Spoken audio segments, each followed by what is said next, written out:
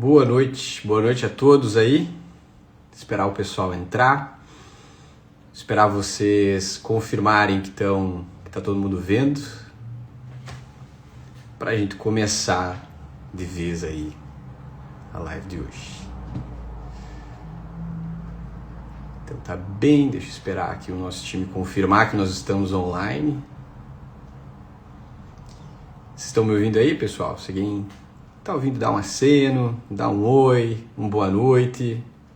Que hoje aí nós vamos falar de um tema que é um tema capcioso, um dos melhores temas para falar aí sobre medicina de emergência. Tô animado, espero que vocês estejam também.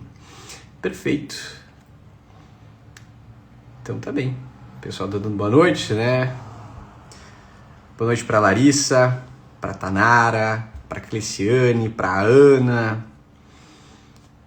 pro Rômulo. O Rômulo, grande professor aí de vocês, do TVA, da LapMed. Perfeito, acho que nós estamos prontos então para começar. Então, oficialmente começando aí, né, pessoal? Sejam muito bem-vindos a mais uma live aí da LapMed, da LapMed Academy. Para quem não me conhece, eu me chamo Rafael, sou um dos professores de vocês aí da LapMed Academy. Eu sou residente de Medicina de Emergência no Hospital Pronto Socorro de Porto Alegre, junto com o Hospital de Clínicas, né? Nós temos aí uma residência conjunta por aqui. E para quem não conhece a LapMed, né, a LapMed Academy, ela é uma instituição que é focada na educação médica prática.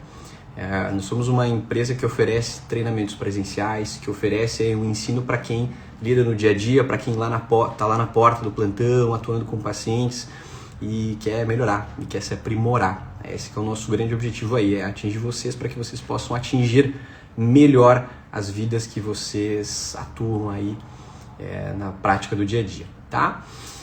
E o que nós vamos falar hoje então, né? Vocês já viram aí no post que o pessoal fez hoje de tarde, nós vamos falar hoje sobre a decisão de intubar um paciente. Não é o processo de intubação, mas é o raciocínio que leva aí a que nós optamos por assumir aquela via aérea do paciente, certo?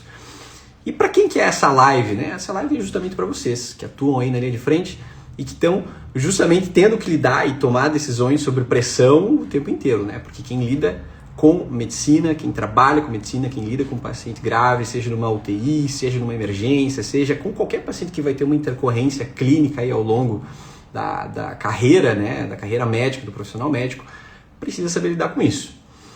E um último recadinho aqui, recadinho paroquial para vocês, né? Eu quero fazer um grande convite, aproveitar que o Rômulo, nosso grande professor aí do TVA, está presente. O nosso próximo treinamento do TVA 360, que é o nosso treinamento de via aérea, é um treinamento focado em via aérea difícil, em manejo completo da via aérea, já que nós sabemos que via aérea não é só intubação, né? Tem muita coisa aí por trás, não é só chegar, botar o laringo, passar o tubo, tá tudo bem. Tem muita coisa que pode acontecer, tem muita alternativa aí para lidar no meio disso tudo. E, ó, tô olhando aqui no calendário, a nossa próxima turma, presta atenção aí, dia 21 e 22 de fevereiro, aqui em Porto Alegre, falo para vocês de Porto Alegre. Nós estamos já com as últimas vagas, tá? O pessoal me passou que tem 3 vagas ainda dentro do TVA. Então, quem tem a intenção, quem tem desejo aí de melhorar o seu manejo, a sua indicação de via aérea, que quer ter esse domínio, quer ser uma pessoa de referência aí, o link tá na bio aqui do Instagram da LapMed. E eu convido vocês, quem não segue, a já seguir esse Instagram, que a gente posta aí toda semana conteúdo de qualidade, conteúdo técnico para que vocês possam aplicar no seu dia a dia, tá bem? Então tá, então agora sim, né? Decisão de intubar. Eu vou fazer uma pergunta aí para vocês, né? Quem tá aí na live, eu quero entender por que a gente intuba um paciente. Quem que aí me diz, quem que me dá essa resposta? O que leva um médico, uma médica a decidir intubar um paciente? Alguém tem alguma ideia? Alguém tem alguma coisa aí para chutar, que a gente pode errar, que a gente pode aprender essa ideia do porquê a gente tá aqui? E aí, se ninguém falar, vou chamar alguém. Não, brincadeira.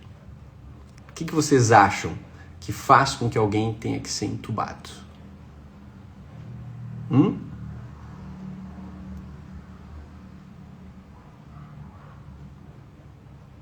silêncio, né? Aquele silêncio. Gente, a intubação, ela é feita quando nós precisamos, quando nós queremos aumentar as chances. Olha, ó, a Elisandra trouxe, quando falta ar. Pode ser, né? Pode ser. É uma das possíveis indicações. Então, a gente faz uma intubação quando a gente quer aumentar a chance do nosso paciente sobreviver.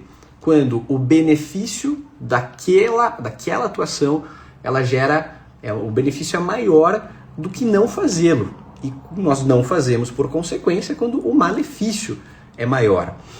E por que eu perguntei isso para vocês, né? No ano passado, nós tivemos aí o Estudo Barco coordenado pelo Dr. Ian, que é um emergencista formado pelo Hospital de Clínicas de Porto Alegre.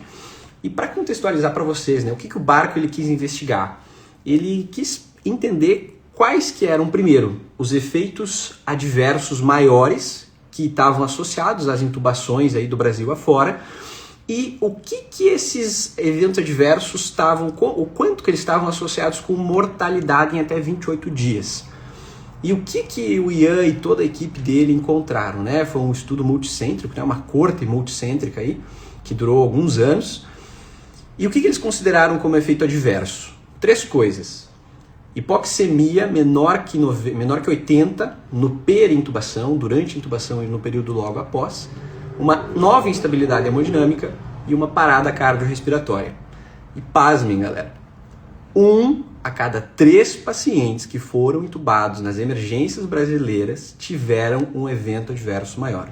Uma hipoxemia severa, uma nova instabilidade hemodinâmica e uma parada cardiorrespiratória. E qual que é o grande problema disso? Isso aumenta a mortalidade do paciente em 28 dias. Então, entendam, é claro que o paciente que vai ter que ser intubado, ele geralmente já é um paciente grave. Mas se o paciente tem um evento adverso maior, ele tem mais chance de morrer na internação do que o paciente que não tem um evento adverso grave.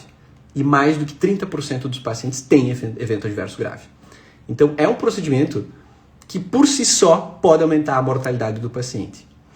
Então, percebam a importância que é saber indicar muito bem um procedimento que pode aumentar a mortalidade do paciente. Você está atuando para que esse paciente talvez piore se for mal indicado. Tá?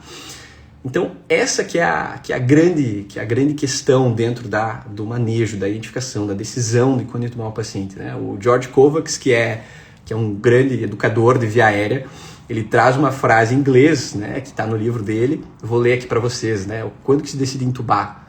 The right person, the right skill, the right time, the right place, the right reason.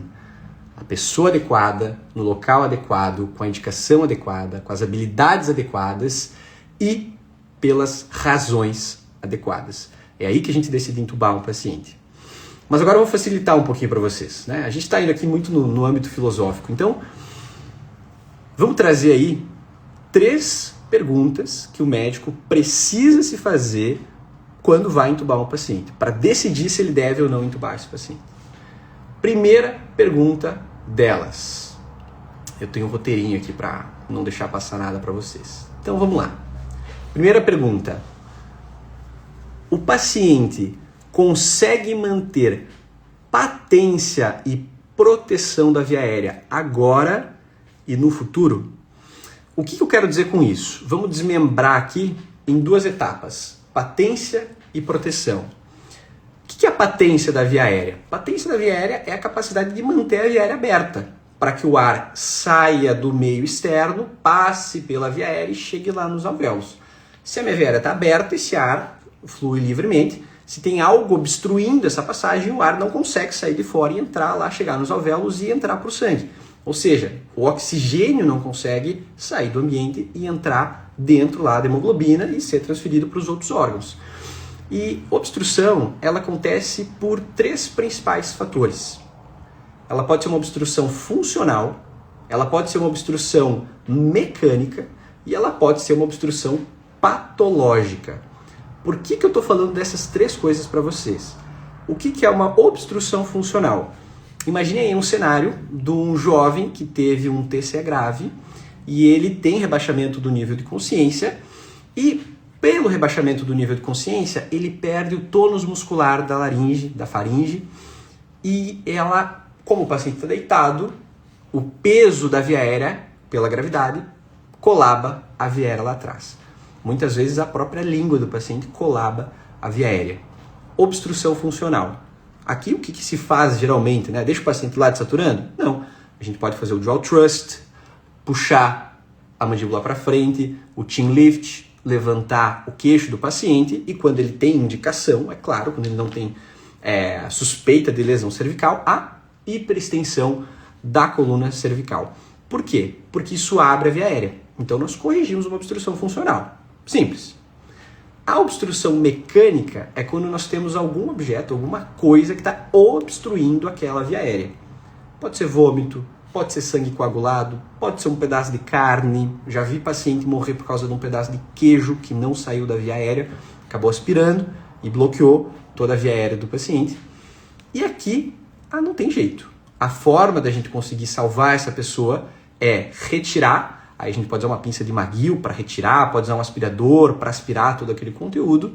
Se nós não conseguimos acessar essa via aérea porque ela está obstruída, aí a gente avança a via aérea. Vai para intubação, vai para uma crico, mas aqui é para vocês entenderem os tipos de obstrução. E o terceiro tipo de obstrução é a obstrução patológica, que é uma obstrução intrínseca do paciente. Ele tem alguma doença, ele tem alguma coisa que está gerando aquela obstrução. Por exemplo, um tumor. Por exemplo, um hematoma que foi expansível e acabou bloqueando a via aérea. Um edema de glote por causa de um choque anafilático. Um edema por queimadura de via aérea. São condições intrínsecas do paciente e que geralmente eu não vou conseguir corrigir, a não ser assumindo a via aérea daquele paciente como intubação ou por alguma outra via mais definitiva para o paciente. Então, quando a gente se pergunta se esse paciente ele tem patência da via aérea ou se ele vai continuar com essa patência no futuro, é nisso que a gente tem que estar pensando. Obstrução funcional, obstrução mecânica e obstrução patológica. A regra aqui, ela é clara, né? Se a gente não consegue reverter essa condição prontamente, existe uma alta chance que nós vamos ter que assumir a via aérea desse paciente, tá? Primeira etapa da primeira pergunta. Segunda etapa da pergunta. Proteção de via aérea. Quando a gente fala de proteção de via aérea, o que isso significa, né? O que isso quer dizer? Vocês lembram lá da anatomia, certo? Nós temos a orofaringe, temos a faringe, temos a laringe, a faringe, e entre o esôfago e a via aérea, que é a nossa traqueia, nós temos a tampinha, que é a epiglote. A capacidade de proteger é a capacidade que a epiglote tem de fechar e evitar que conteúdo da boca, seja suco gástrico, seja saliva, seja comida, seja uma Coca-Cola, quando tu toma um gole de Coca-Cola, seja algum sanduíche, quando você come sanduíche e engole, para que isso não vá para a via aérea. Então, a proteção da via aérea é isso. É fazer com que um conteúdo que vai passar bem na porta de entrada ali da traqueia não entre ali. E como é que se faz para avaliar isso na prática? Né? Como é que a gente avalia? A gente pergunta para o paciente, você está protegendo a via aérea? Claro que não. Né? Claro que não. A melhor forma de identificar a proteção de via aérea é reflexo de deglutição. Olha só, óbvio, né? Se nós deglutimos e a comida não vai parar na traqueia, é porque ela foi para outro lugar, ela foi para o esôfago. Então, se a gente consegue deglutir, a gente protege a via aérea. Por que eu digo isso para vocês com muita força do que significa? Porque o processo e o reflexo de deglutição, ele é um mecanismo extremamente complexo. Ele leva em conta detectar aquele líquido, aquele objeto, aquela coisa sólida dentro da boca e fazer todo o reflexo de contração da laringe que leva a comida lá, ou o líquido, ou o que quer que seja, lá para o esôfago, desviando da traqueia e fechando a epiglote. Então ele é um mecanismo complexo. O paciente que protege via aérea, ele está exercendo o mecanismo complexo. Então se ele faz, ele muito provavelmente consegue proteger a via aérea. Rafa, como que eu faço para testar isso, né, no pronto-socorro? Porque o paciente que está acordado é fácil, né? na verdade, se ele está acordado, se ele está falando, a gente tem muitas mais indicações de proteção de via aérea. A gente sabe que ele protege. O grande problema aqui é no paciente que está rebaixado, que ele não responde, que ele não responde a estímulo doloroso. E esse paciente, como é que a gente faz para identificar se ele está deglutindo, se ele não entende, se ele não está acordado, se ele não vai me responder? Existe um teste que a gente pode fazer, que é pegar aquela ampolinha, sabe aquela ampolinha que usam para fazer a medicação, para diluir a medicação, ou de soro fisiológico, ou de água destilada, e colocar, ela geralmente tem 10 ml, né? A gente pode colocar lá no fundo da orofaringe, metade da ampolinha, 5 ml na direita e 5 ml na esquerda. Aquele líquido vai escorrendo para trás. Se o paciente fizer um reflexo de deglutição, por causa que ele vai ativar os sensores ali da região, a gente consegue então comprovar que o paciente tem um reflexo de deglutição, e isso é um grande sinal, isso é um sinalizador muito grande que ele está protegendo via aérea. Reflexo de deglutição. E o outro é a tosse. Se o paciente consegue tossir vigorosamente, está tendo algum estímulo, está tossindo, ele também está protegendo. E talvez, aproveitando essa parte da aula, alguns de vocês podem ter aprendido já que o gag reflex, o reflexo de vômito, pode ser útil para avaliar a proteção da via aérea. Eu digo para vocês que hoje, o George Kovacs, o nosso livro do Walls, todas as referências mais novas do manejo da via aérea trazem que o gag reflex ele deve ser evitado, o reflexo do vômito, porque, primeiro, nós temos outras alternativas para isso, e segundo, se eu quero avaliar a proteção dessa via aérea e eu faço um reflexo que pode justamente gerar um vômito, e esse vômito, se o meu paciente não protege a via aérea, entrar na via aérea, eu devo evitar ele. Então a gente prefere usar reflexo de deglutição e reflexo de tosse para isso. Então agora vocês já sabem aí o que se avalia na primeira parte, né? Primeiro, patência da via aérea e proteção da via aérea. Essa é a primeira pergunta. Clinicamente, é o paciente que vai estar fazendo esforço e não vai estar tendo passagem de ar, é o paciente que tem um estridor muito grande, que ele pode estar tendo um esforço, que ele está fazendo roncos e são roncos altos. O paciente que está obstruído, ele não é difícil de identificar. Às vezes a obstrução no paciente rebaixado é uma dessaturação. A gente avalia, traciona ali, o paciente rebaixado, né? Traciona ali a mandíbula, vê que o ar começa a passar, o tórax começa a expandir, esse paciente está protegendo e está tendo a patência, aliás, esse paciente está tendo a patência da via aérea corrigida. E a proteção, reflexo de deglutição e de tosse. Beleza, gente? Tomar uma água. Então, agora vocês já sabem aí, primeira pergunta a se fazer se um paciente, se eu vou entubar um paciente. Se nós não conseguimos corrigir a proteção e a patência da via aérea prontamente, e não é uma causa rapidamente reversível, é uma forte indício que nós vamos precisar entubar esse paciente. Tá bem? Então agora, qual que é a segunda pergunta? Rafa, já sei que o paciente protege, já sei que o paciente tem ali a patência da via aérea, o que eu avalio agora? Nós vamos avaliar capacidade de oxigenar e ventilar agora e no futuro. Perceba que o médico que trabalha com pacientes críticos, ele sempre tem que estar alguns passos à frente. Beleza, ele ventila agora, ele está oxigenando agora, ele vai continuar fazendo isso no futuro? Isso sempre tem que estar na cabeça de vocês. Por quê?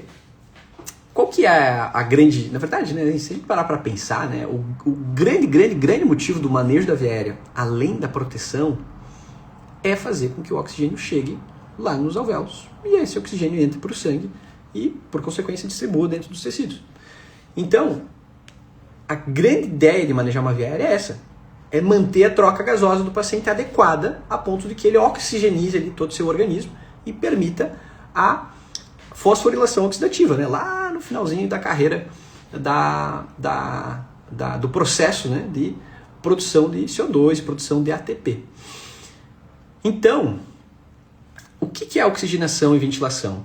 Gente, oxigenação é a capacidade justamente de pegar o oxigênio que está no externo e colocar ele lá na hemoglobina para que ela seja transferida para o resto dos órgãos. E a ventilação é a capacidade mecânica de expulsar o CO2. Então, oxigenação é a parte de entrar oxigênio e ventilação é a capacidade de jogar o CO2, que é ali o produto metabólico, para fora. Se essas duas coisas estão bem, ok, esse paciente tem oxigenação e tem ventilação. A gente pode ver a oxigenação ou pela saturação periférica de oxigênio, ou mais precisamente, mas também mais invasivamente, pela pressão arterial, pela pressão de oxigênio na gasoarterial. Então a gente vê lá a PaO2, a gente sabe a quantidade de oxigênio que tem dentro do sangue. Já a parte de ventilação, a gente consegue avaliar pela gaso, olhando a pressão arterial de CO2. Então a gente faz uma gasoarterial e entende o quanto que tem ali de CO2 naquele sangue. E aí, o que a gente precisa avaliar aqui? Percebam, né? Se o meu paciente está caindo a saturação, eu vou ter que entubar? Nem sempre. Às vezes, ele está caindo a saturação porque ele perdeu a patência da veia aérea. Então eu abro a veia aérea, faço ali um draw thrust e vejo se ele melhora. Segundo, eu posso tentar um catéter de oxigênio. Eu posso tentar uma máscara de oxigênio. Eu posso tentar uma máscara de Venturi. Eu posso tentar uma VNI. Eu posso tentar um KNAF. Dependendo da patologia que esse paciente está apresentando, nós temos diferentes mecanismos, diferentes ferramentas para melhorar a saturação e o fornecimento de oxigênio para esse paciente. Seja em quantidade de oxigênio, seja em fluxo de oxigênio, ou seja, a quantidade de oxigênio que entra de fato ali no pulmão do paciente. Por exemplo, é por isso que chama catéter nasal de alto fluxo, que é o KNAF, que nem todo centro tem, mas é uma grande arma aí perante pacientes com hipoxemia. Então, antes de eu pensar em intubação, se eu não tenho aquela decisão, né, forçado a agir, que uma hora a gente pode falar sobre isso, então se eu não tenho que intubar de cara o paciente e ele está desaturando, eu posso tentar, junto do manejo clínico desse paciente, outras ferramentas. Geralmente, né, o que a gente faz num pronto-socorro num paciente que está desaturando e não tem uma indicação muito clara que vai ter que intubar ali naquela hora? A gente bota ele numa máscara, liga a máscara a 10, a 15 litros de O2, a máscara com reservatório de preferência, e aí depois a gente vai reduzindo esse oxigênio conforme a tolerabilidade do paciente, ou a gente progride, né? Se eu estava na máscara, eu tenho que ir ou para uma VNI, ou para um KNAF, ou daí sim, se não funcionar, eu vou para a intubação. Então a oxigenação está diretamente ligada com isso. Eu vou dar um exemplo para vocês, né? Um quadro clássico que chega na emergência. Crise asmática. O paciente asmático, ele geralmente chega, né, com aquele esforço muito grande respiratório. Mas muitas vezes ele está com aquele esforço, ele está ansioso, e quando a gente bota a saturação, está 98, 99, é uma curva boa. Então, outra coisa para vocês perceberem, nem sempre o paciente que está muito taquipneico, muito dispneico, ele vai ter uma dessaturação. Não significa que ele não possa ser grave, mas em alguns casos nós não precisamos desesperar só por causa disso. A gente pode começar um broncodilatador, todo o manejo do crise de asma. Se é um DPOC, a gente faz o manejo do DPOC e junto disso fornece o oxigênio para o paciente e vê se vai dar certo. Bota numa máscara de oxigênio, começa a fazer a nebulização, se precisar faz o sulfato de magnésio, se precisar faz as outras medidas e vê como é que ele vai evoluindo com o tratamento. Não, falhou, ele não respondeu, não está com o cara que responder, ele começou a apresentar falência respiratória, beleza, vamos avançar. Por isso que a gente chama via aérea avançada, vamos avançar na via aérea. Outro caso, edema agudo de pulmão, né? O paciente faz edema agudo de pulmão, precisa entubar? Nem sempre. Se eu tenho as ferramentas disponíveis, eu consigo evitar a intubação no paciente com edema agudo de pulmão. Começa a fazer um diurético, se ele tem indicação, coloca ele numa VNI, a gente vê se consegue resgatar melhor aquele paciente, tirar todo aquele líquido que está dentro dos alvéolos e expandir ele de volta para dentro dos vasos sanguíneos. Não é uma indicação para a gente já ir intubação de cara. Agora, não. Ele não está tolerando VNI, eu não estou conseguindo fazer ele reverter o quadro, ele começou a desaturar mesmo na VNI, mesmo fazendo todas as medidas, já passou do ponto aqui que eu gostaria de estar fazendo esse manejo, não está dando certo. Beleza, vamos avançar na via aérea. Mas perceba, não é porque tem desaturação que eu vou progredir para a via aérea. Eu preciso fazer todo o manejo com as outras ferramentas da via aérea. O George Kovacs, né, que é o nosso, que eu já falei aqui nessa live para vocês, né, um dos grandes aí professores de manejo de via aérea, ele traz um gráfico que ele divide o manejo da via aérea entre medidas não invasivas, medidas invasivas, medidas mais avançadas, né, que é, por exemplo, a intubação por fibro, né, por nasofibro, e a crico, que é a via aérea cirúrgica. Então nós temos outras opções além da intubação para manejar a via aérea desses pacientes, que vão depender muito da patologia que eles estão apresentando.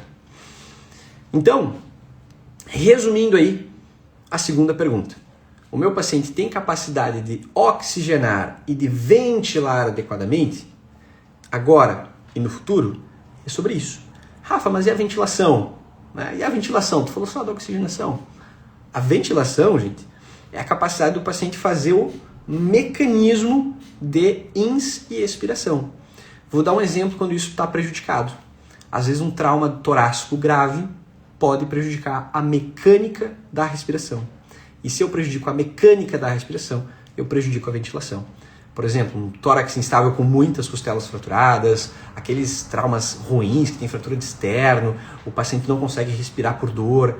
Isso também pode ser uma indicação de intubação se eu não conseguir prover uma analgesia adequada para aquele paciente, seja com medicações, seja com bloqueio de nervos periféricos ali para aquele paciente poder respirar. E também aqueles pacientes DPOC que já estão com o CO2 muito alto, ou seja, eles não conseguem jogar esse CO2 para fora, e isso também começa a prejudicar a ventilação deles por narcose. Né? Tem que lembrar que o CO2 ele faz um efeito de narcose, rebaixa o paciente, ele não consegue mais, aliás, ele não tem mais neurológico para conseguir jogar aquele CO2 para fora, e é uma espiral da morte, ela vai cada vez piorando se a gente não conseguir manejar isso de forma adequada. E aí, às vezes, a gente consegue fazer uma VNI, às vezes a gente consegue fazer algum que outro resgate, mas algumas vezes esses pacientes também vão acabar evoluindo para uma intubação. Então, 3 pontos aqui que eu anotei sobre a segunda pergunta. Tá? Então, primeiro, o paciente, se ele consegue proteger a via aérea, e se ele tem patência da via aérea, ele tem capacidade de ventilar e ele está oxigenando adequadamente. Segundo, essa dessaturação, ela já conseguiu, ela está sendo revertida pelo tratamento clínico do paciente e pelo manejo não invasivo daquela via aérea? Sim ou não? E por último, lembrar que esse paciente ele pode estar com tudo isso ok agora, mas no futuro ele pode não estar mais. Então, essa é a segunda pergunta. O paciente tem capacidade de oxigenar e tem capacidade de ventilar agora e no futuro? Ok. Então, até aqui, gente. Isso que eu tô falando aí tem uns... da aula, né? Dá uns 20 e pouquinhos minutos já. Alguma dúvida? Enquanto você toma uma água aí? Algum comentário sobre a aula?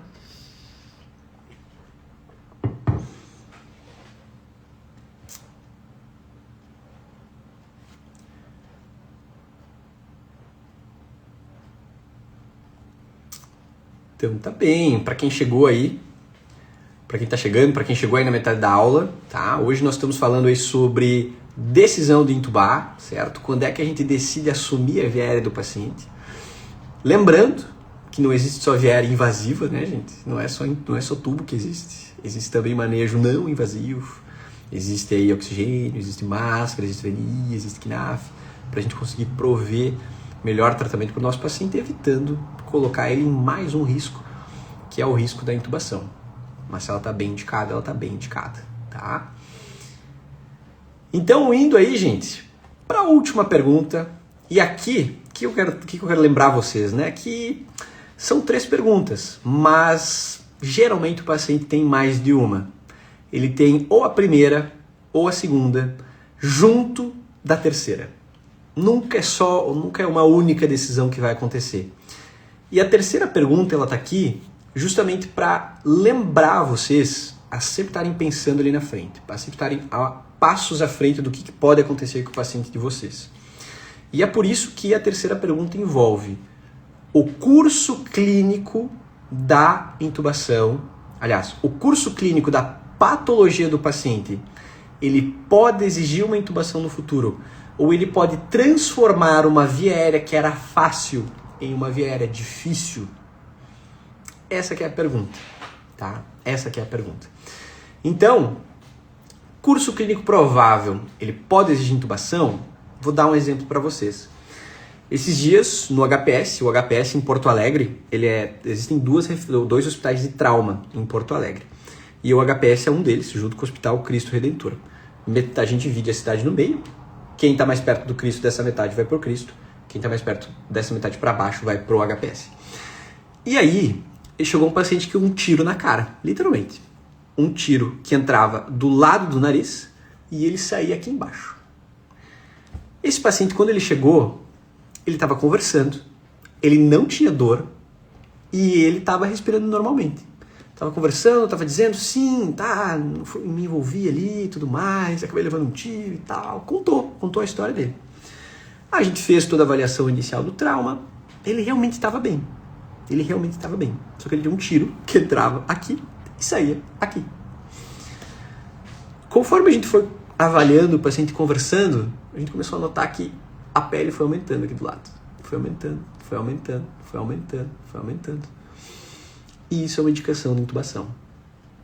Um hematoma expansível, ele é uma indicação de intubação. Perceba, o paciente ele tinha patência da via aérea na chegada. Ele protegia a via aérea, ele estava falando, estava normal.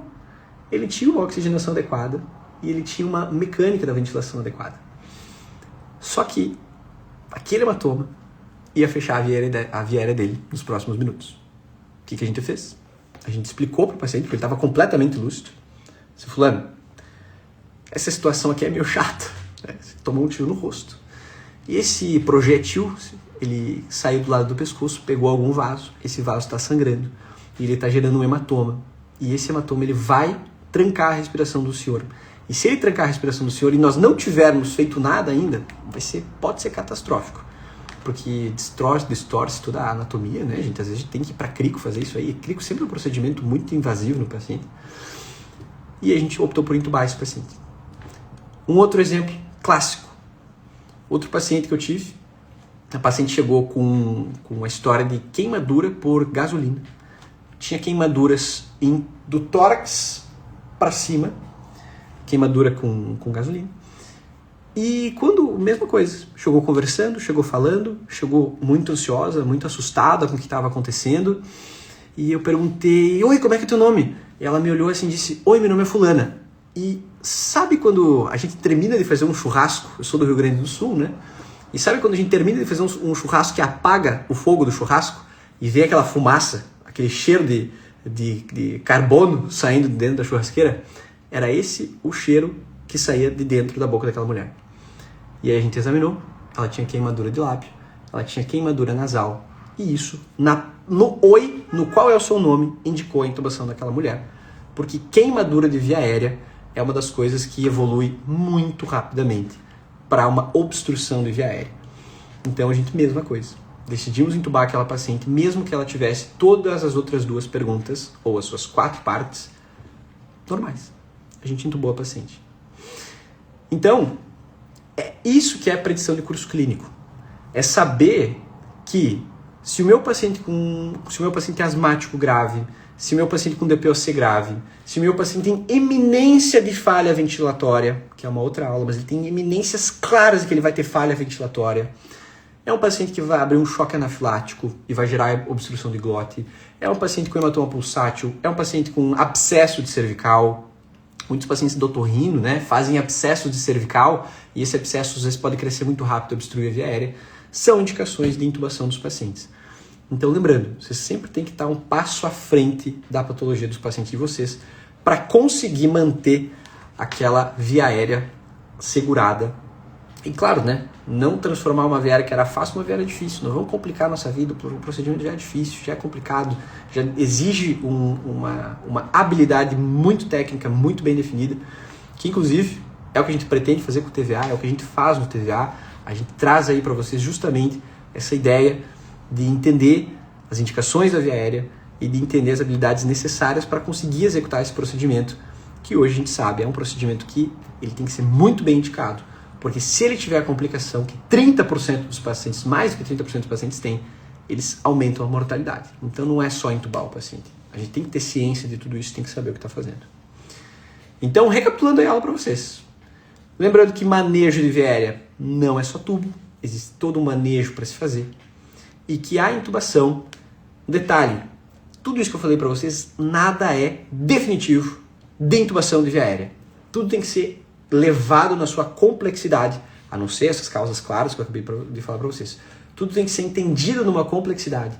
Nós temos que pensar se é reversível, se não é reversível, o que a gente pode fazer. Falhou o tratamento, intubar logo para não perder aquela via aérea. Tá bem? Primeira pergunta. O paciente protege e tem patência, ou seja, a via aérea mantém-se aberta agora e no futuro? Segunda pergunta. O paciente mantém uma oxigenação e uma ventilação adequada? E terceira pergunta. Esse paciente, no futuro, ele vai ter perda da via aérea ou ele vai ter uma via aérea que era fácil, transformada em difícil, e isso pode exigir uma intubação precoce? É isso que indica intubação e é isso que tem que ser levado aí para a vida de vocês, para saberem indicar esse tratamento. Tá bem? Tô vendo aí que o pessoal deu uma... Deixa eu ver se tinha alguma pergunta. Eu vi que tinha pergunta da Nicole. Cadê aqui, ó? Voltou, né? Eu vi que caiu aqui. Voltou? Tá todo mundo me ouvindo aí? Eu vi que deu uma travada aqui na live. Ele me deu um alerta de que a conexão tava ruim, mas acho que já voltou.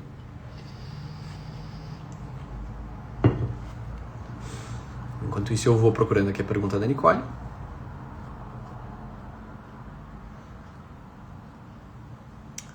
Perfeito. Qual seria a indicação correta no DPOC? Perfeito. Vi aqui que a Silmara já me avisou que voltou. Então... oi, Sil. Olá. Então, qual que é a indicação do DPOC? A indicação de intubação do DPOC é a falha do tratamento. Imagine que chegou um paciente em DPOC exacerbado. Esse paciente, eles tendem a ser ou facilmente revertidos, mas eles podem ser um paciente muito, muito, muito difícil de reverter aquele quadro. Então, imagine que vai chegar um paciente com DPOC, aquela taquipneia, aquela história clássica de, não, paciente, eu sou aquela voz já, né, aquela voz já meio travada, não, sou tabagista, fumo 2 carteiras de cigarro por dia, já aconteceu isso aí umas 2, 3 vezes esse ano. Você sabe que é um paciente que tem diversas crises ao longo do ano. Qual que é a ideia do manejo do DPOC? Broncodilatar, usar a medicação que às vezes ele já usa, né, uma lenha, por exemplo, fazer o resgate com a medicação dele e instituir medicações de oxigenoterapia, né? Mas e se eu subir muito o oxigênio desse paciente, ele não pode aumentar o nível de narcose? Pode, mas na chegada a gente fornece oxigênio para esse paciente. Então eu começo o manejo do DPOC e eu coloco ele no oxigênio. Muitas vezes, e isso é estudado hoje na literatura, uma das formas da gente conseguir melhorar a ventilação desse paciente, a mecânica da ventilação do paciente, porque aqui é um problema mecânico, né? O paciente não consegue jogar o CO2 para fora, mas também pode ter um broncoespasmo associado, é colocar ele na VNI. Então, isso ainda é um pouco controverso, tá? Mas é uma coisa que se pode tentar. A gente coloca o paciente na VNI, faz uma gasoarterial, se a gente tem tempo, avalia como é que está a oxigenação sanguínea dele ou dela, avalia como é que vai ser, como é que está sendo a progressão no tratamento inicial, faz o resgate com salbutamol. E aqui, gente, não é 4 jatos de 20 minutos, não. É 10 jatos de 20 em 20 minutos. Nós temos que ser agressivos no tratamento disso. Mas eu não posso gerar uma taquicardia nesse paciente. Gente, imagine que o paciente ele mal respira, né? Ele está assim. Quando a gente faz a bombinha, quanto vocês realmente acham da bombinha que vai entrar lá no paciente? Não é o jato inteiro que vai lá para o pulmão do paciente. Isso se perde na boca, isso se perde na garganta. O paciente ele não consegue nem puxar o ar direito, quem dirá o remédio. Então, é 10 jatos de 20 em 20 minutos, reavalia o paciente, vê se precisa resgatar de novo e vê a avaliação do paciente. Ele não respondeu essas medidas. Se eu tenho VNI, eu tentei uma VNI, se ele tem um sensório adequado, se a gente consegue ali manter um resgate com a VNI. Não está dando certo. Eu vou ter que intubar esse paciente. A gente evita muito intubar asma e DPOC porque a ventilação mecânica, um tema à parte, né, é muito ruim, é muito difícil de conseguir acertar a ventilação de um paciente DPOC. Fica uma ventilação muito pesada, é difícil manter padrões protetores da ventilação. Então a gente tenta o manejo máximo para não precisar intubar esses 2 pacientes, asmático e DPOC. Mas às vezes precisa. E quando precisa, é quando falha tratamento. E uma outra situação é falência eminente de via aérea. O paciente ele já está cianótico, ele nem consegue mais respirar e ele está desaturando. Esse paciente não vai ter condição de resgatar. Então, se ele tem sinais de eminência de falência respiratória, é indicação. Às vezes o paciente chega assim, às vezes ele chega em iminência de falência respiratória, eu preciso entubar, porque se eu não entubar ele vai parar por hipóxia. Ponto. Certo? Então agora sim, gente.